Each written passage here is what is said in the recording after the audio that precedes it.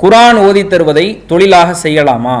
அப்படி செய்யலாம் என்றால் குர்ஆன் வசனங்களை அற்ப விலைக்கு விற்காதீர்கள் என்ற வசனத்திற்கு எதிராக உள்ளதே அப்படிங்கிற கேள்வியை கேட்குறாங்க. குர்ஆன் ஓதுவதையும் ஓத கற்றுத்தருவதையும் இஸ்லாமிய மார்க்கம் வணக்கமாக நமக்கு சொல்லித் தருகிறது. அல்லாஹ்வுடைய ரசூல் சொல்லும் பொழுது கைருக்கும் மன் தஅல்லமல் குர்ஆன வ அல்லமஹு, உங்களில் சிறந்தவர் குர்ஆனை தானும் கற்று பிறருக்கும் கற்றுக் கொடுக்கக்கூடியவர் ஆவார் அப்படிங்கிறாங்க ரசூலுல்லாஹ். அப்போ ஒரு வணக்கமாக இந்த குர்ஆனை கற்றுத்தருவது சொல்லப்பட்டிருக்கும் பொழுது அதை தொழிலாக செய்யலாமா? அதை ஓதி கொடுத்ததுக்காக காசு வாங்கலாமா? பணம் பெற்றுக் கொள்ளலாமா?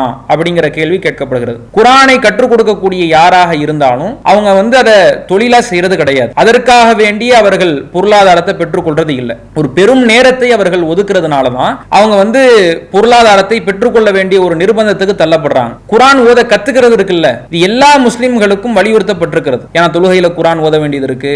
குர்ஆன் ஓதுவதையே ஒரு வணக்கமாக சொல்லப்பட்டிருக்கு. அப்படின்னும் பொழுது குர்ஆன் ஓத தெரிந்தவர்கள் குறைவாகவும் குர்ஆன் ஓத தேடுபவர்கள் அதிகமாகவும் இருப்பதனால இப்ப இவங்க என்ன செய்யணும்னா ஒரு பெரும் சமுதாயத்திற்கு சொல்லித்தர வேண்டிய ஒரு நிலை இருக்கு. அப்படி இருக்கும் பொழுது ஒரு பெரும் நேரத்தையே ஒதுக்க வேண்டிய ஒரு சூழல் வருது. ஒரு நாளைக்கு 1 மணி நேரம் 2 மணி நேரம்னு ஒதுக்குனாதான் பல பிள்ளைகளுக்கு அவர்களால் குர்ஆனை ஓத கற்றுக் கொடுக்க முடியுது. அப்போ ஒரு நாளைக்கு 1 மணி நேரம் 2 மணி நேரம் நம்ம எடுத்துக்கிட்டா ஒரு மாசத்துக்கு எவ்வளவு நேரம் வருங்கிறத பார்க்கணும். ஒரு வருடத்திற்கு எவ்வளவு நேரம் வருங்கிறத பார்க்கணும். இந்த நேரத்தை அவங்க வேற விஷயத்துல செலுத்தியிருந்தாங்கன்னா அதுல பல பலன்களை பெற்றிருக்கலாம்.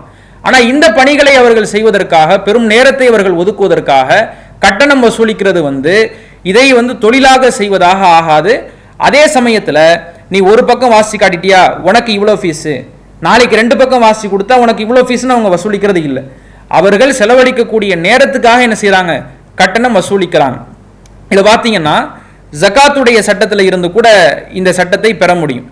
தௌபாங்கிற அத்தியாயத்தில் அல்லாஹ் ரப்புல் ஆலமீன் 60வது வசனத்துல ஜகாத் யாருக்கு போய் சென்றடைய வேண்டும் அப்படிங்கிறத பேசுறான். இன்னம ஸதகாத்து லில் ஃபுகராஇ வல் மசாகீனி வல் ஆமிலீன அலைஹா. இந்த ஜகாத் என்பது ஏழைகளுக்கு, வறியவர்களுக்கு, அந்த ஜகாத்தை வசூலிப்பவர்களுக்கு போய் சேர வேண்டும். அல்லாஹ் 8 சாரார்களை குறிப்பிடுறான். இப்ப ஜகாத்தை வசூலிப்பவர்களுக்கு இந்த ஜகாத்துடைய பொருளாதாரம் போய் சேரணும் அப்படிங்கிறத அல்லாஹ் சொல்றான். அவர்கள் செல்வந்தர்களாக இருந்தாலும் இந்த செல்வம் அவர்களுக்கு போய் சேரணும் அப்படிங்கிறான். இப்ப ஜகாத்தை வசூலிக்கிறது ஒரு இபாதத்தா இல்லையா? ஜகாத்தை வசூலிப்பது என்பது அது ஒரு மார்க்க பணி. அது ஒரு மார்க்க பணியாக இருந்தாலும் முழு நேரத்தையும் ஒதுக்குறார். ஏன்னா ஒரு ஜமாத்துக்கு கீழே ஜகாத் வசூலிப்பவராக இருந்தாலும் ஒரு அரசாங்கத்துக்கு கீழே வசூலிப்பவராக இருந்தாலும் தன்னுடைய முழு நேரத்தையும், அது ஒரு மார்க்க பணியாக இருந்தாலும் முழு நேரத்தையும் ஒதுக்கி ஒவ்வொரு வீட்டார்களையாக போய் சந்திச்சு அவங்க எவ்வளவு செல்வம் வச்சிருக்கிறாங்க, அவங்க எவ்வளவு ஜகாத்து கொடுக்கணும், எவ்வளவு கணக்கு பண்ணி கொடுக்கணும் அப்படிங்கிறத எல்லாம் முடிவு செய்து அவர்கள் கட்டணத்தை வசூலிப்பதனால அவர்கள் தங்களினுடைய மொத்த நேரங்களையும் செலவழிப்பதனால அல்லாஹ் ரப்புல் ஆலமீன் அவர்களுக்கு ஜகாத்து போய் சேரணும் அப்படிங்கிறான். அப்ப மார்க்க ரீதியான விஷயங்களுக்கு நம்முடைய நேரத்தை செலவழிப்பதன் மூலமாக கட்டணம் பெறுவது எந்த விதத்திலையும் குற்றமாகாது அப்படிங்கிறத இந்த ஜகாத்துடைய சட்டத்தில் இருந்து பெற முடிகிறது. அடுத்து என்ன கேள்வி கேட்கிறாங்கன்னா, அல்லாஹ் பல வசனங்கள்ல நமக்கு சொல்லி தரது என்னன்னா, வலா தஸ்தரு பி ஆயாத்தி தமனன் கலீலா, என்னுடைய வசனங்களை அற்ப விலைக்கு விற்காதீர்கள் அப்படிங்கிறான். அப்ப அற்ப விலைக்கு விற்கிறது மாதிரி தானே இதை குர்ஆனை கற்றுக் கொடுத்துட்டு காசு வாங்குறது இருக்கு. அப்ப இந்த வசனத்துக்கு இந்த நிலைப்பாடு எதிராக இல்லையா அப்படிங்கிற கேள்வி எழுகிறது. அல்லாஹ் ரப்புல் ஆலமீன் இந்த வார்த்தை பிரயோகத்தை பயன்படுத்துறான்ல, இதை யாரை பார்த்து பயன்படுத்துகிறான் என்றால் யூதர்களை பார்த்து பயன்படுத்துறான்.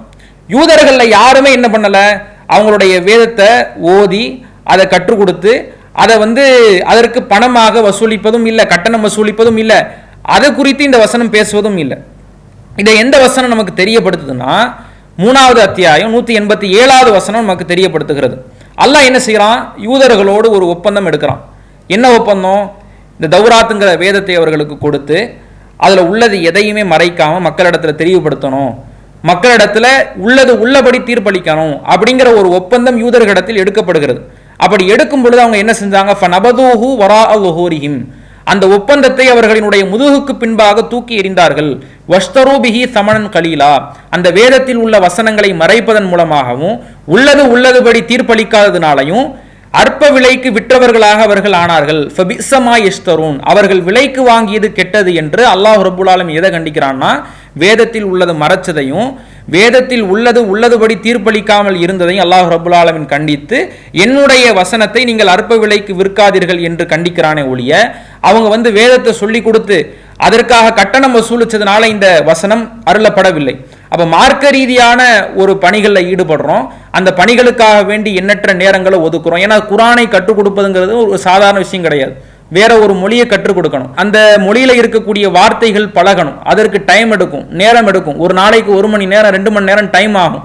அப்படி ஒரு வருடத்திற்கு ஒரு மாதத்திற்கு பல்வேறு விதமான நேரங்களை அவர்கள் செலவழிப்பதனால இதற்காக வேண்டி கட்டணத்தை வசூலிப்பது என்பது வணக்கத்தை ஒரு தொழிலாக செய்வதாக ஆகாது. அதை நேரத்தை செலவழிப்பதனால தான் இந்த கட்டணம் அவர்கள் வசூலிக்கிறார்கள் அப்படிங்கிறத இந்த கேள்விக்கான பதிலாக நாம் சொல்லிக் கொள்கிறோம். அல்லாஹு அக்பர், அல்லாஹு அக்பர்.